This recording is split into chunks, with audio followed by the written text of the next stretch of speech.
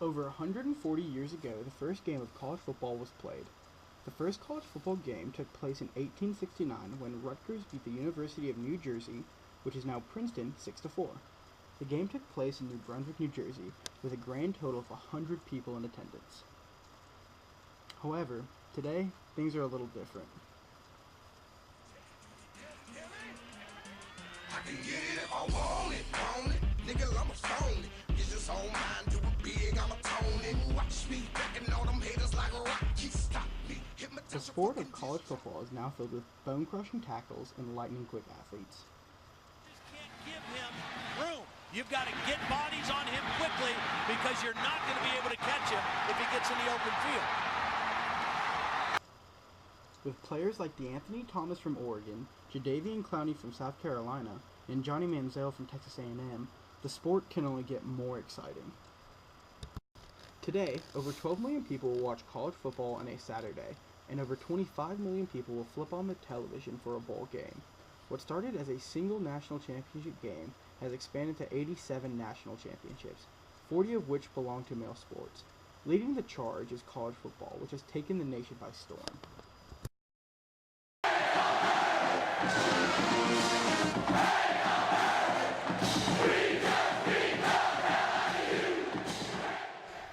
However, as we indulge in our beer, food, and tailgates, we are distracted by the facade that is college sports, especially college football.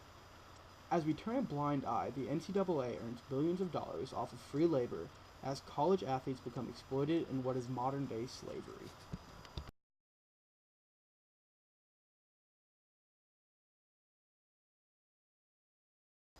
The National Collegiate Athletic Association, or the NCAA, was established on March 31, 1908. It was created with the help of President Theodore Roosevelt to encourage reforms to football practices due to the increase in injuries and deaths, and many schools discontinued the sport entirely. Henry McCracken organized a meeting to initiate change in football policy to make the game safer. 62 universities became charter members and the NCAA was born. The NCAA now consists of a grand total of 65,648 college football players, and because of these athletes, the NCAA pulled in a grand total of $10.6 billion last year, which is pretty good for a non-profit organization. This following graph for SEC football portrays the absurd amount of money that goes into the NCAA, and the NCAA rules on amateurism make sure it stays that way.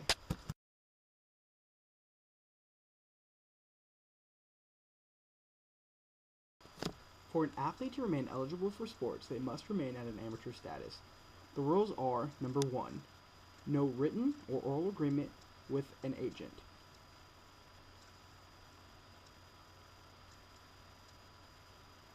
No extra benefits, which can include anything and everything, such as free drinks at a bar,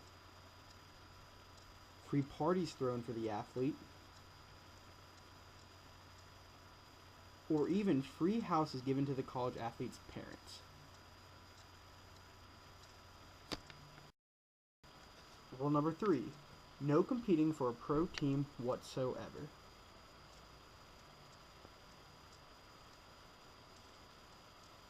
Rule number 4, you cannot promise to pay anyone for the future earnings that you might make, such as the Ed Martin scandal. For breaking NCAA rules on amateurism, I believe that the punishments are way too harsh. For example, the Reggie Bush scandal. In 2010, the NCAA investigated the USC running back Reggie Bush and his amateur status violations. They found out that he received gifts from his agent. His punishment included that he had to return his Heisman Trophy and that the team was forced to vacate the final 2 wins, including their national championship. USC was also banned from bowl games for 2 years and lost a total of 30 scholarships. The NCAA sanctions on players and teams who violate the amateurism rules are so harsh that the NCAA hopes that they will scare players and teams from breaking rules. However, the real issue is that the NCAA cares more about money than some of the more serious issues going on in college sports. For example, take the most recent Miami Hurricane violations. Under head coach Randy Shannon, players were given free food and drinks. These players involved were suspended long-term by the NCAA. However, next door at the University of Florida, players were constantly arrested for DUIs, domestic abuses, and other criminal charges, and the NCAA did nothing. You know it's bad when the NCAA cares more about a free drink than felonies.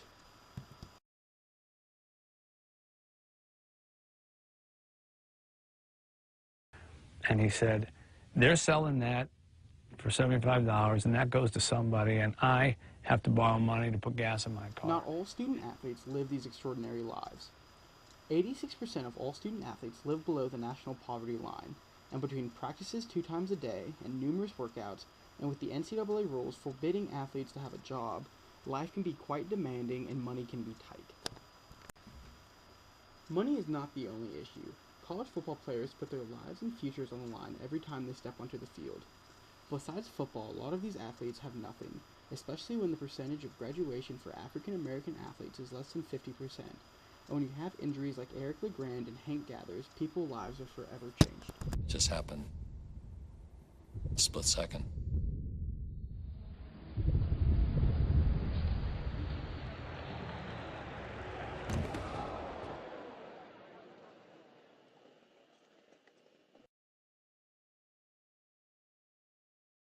My solution to paying college athletes starts with taking out every single amateur rule and getting rid of the NCAA. A college athlete should not get in trouble for selling a jersey or trophy that he has earned. The profits made from jersey sales go directly to the athlete. The money that would originally go to the NCAA now goes to the football program. 50% of that goes to the Department for Equipment and the other 50% goes to the players. That then is divided up by 20% for starters, 15% for second string, 10% for third string, and 5% for everyone else. It's not a perfect plan, but I believe it's a necessary step in the right direction.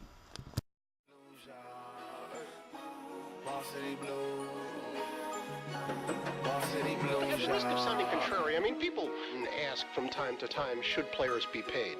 We have this multi-billion-dollar collegiate sports industry. We have to figure out a way to fairly compensate those who are fueling that industry.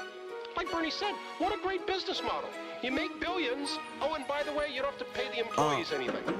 Look, I'm talking Reggie Bush. Matter of fact, ask Cameron Newton. Matter of fact, go ask their schools how many jerseys they was moving. Thank you for their tuition. Thank you for room and board. Most of them niggas got no pot to piss and doing for. Niggas sticking and moving. AJ flipping computers. Brandon Davis had relations. What if Jimmy was screwing? They hate on Calipari, but I never seen a problem. They get one season popping shit. At least he being honest. They always in their class. They always at their practice. While they bumming for cash, you made a grip up a bracket. Shout out to mid-majors who forget what they major. Just trying to go somewhere and play somewhere with your players. Pardon me, European. Fuck who your current team is. Cause every QB with my features is a Willie Beeman. We never gon' be shit. That's we believe we